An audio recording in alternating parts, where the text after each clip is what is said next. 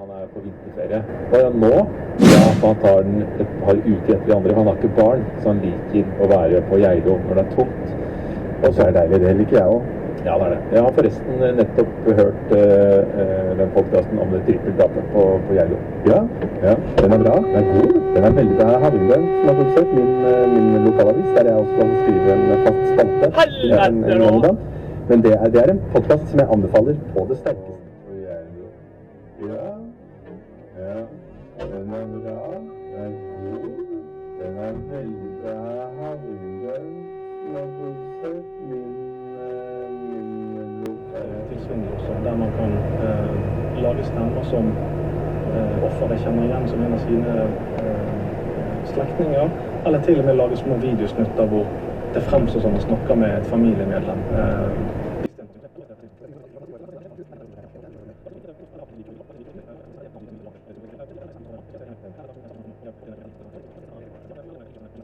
En svindelkurs som dere skal ha for de eldre nå er noe som kanskje alle kunne hatt nytte av? Ja, det tenker jeg. Og vi har jo fått penger av Politidirektoratet til å avholde den seniorkvelden. Det skulle jo vært for et år siden, da snødde vi vekk. Og så skulle vi ha i mai i fjor, og da var det streik, så nå prøver vi oss for tredje gang. Det har jo hvilt en liten forbannelse over denne seniorkvelden vår, men nå ser det ut som det blir i morgen, bank i bordet. Ingenting kan stoppe oss nå. Ok, da krysser vi fingrene fra klokka 18 til 20 fra Kulturhuset. Så takk for at du kom, Øystein.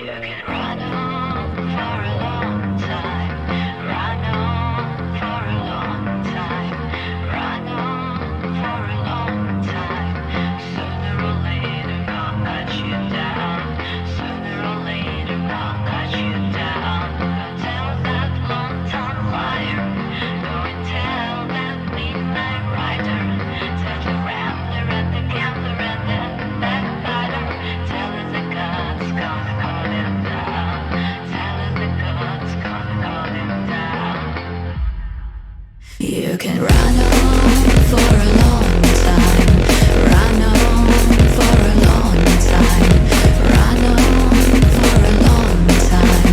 Sooner or later God cut you down, sooner or later God cut you down. Go tell that long-time liar, go tell that midnight rider, tell the rambler and the gambler and the backbiter, tell him the God's gonna call him down.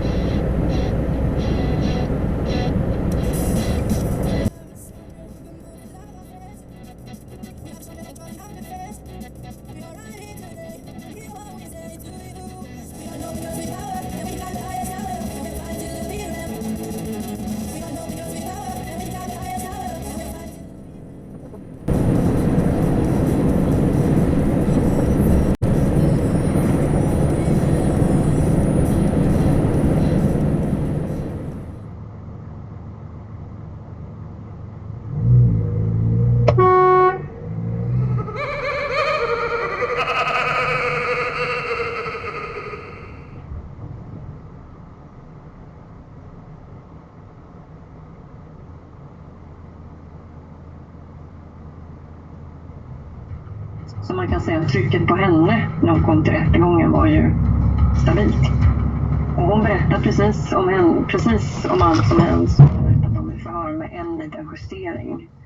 Och det var när hon tittade på klockan här och så var klockan 01:12. Shit, Pommes! Vad sitter du och bråkar? Helvete! Det här kunde ha...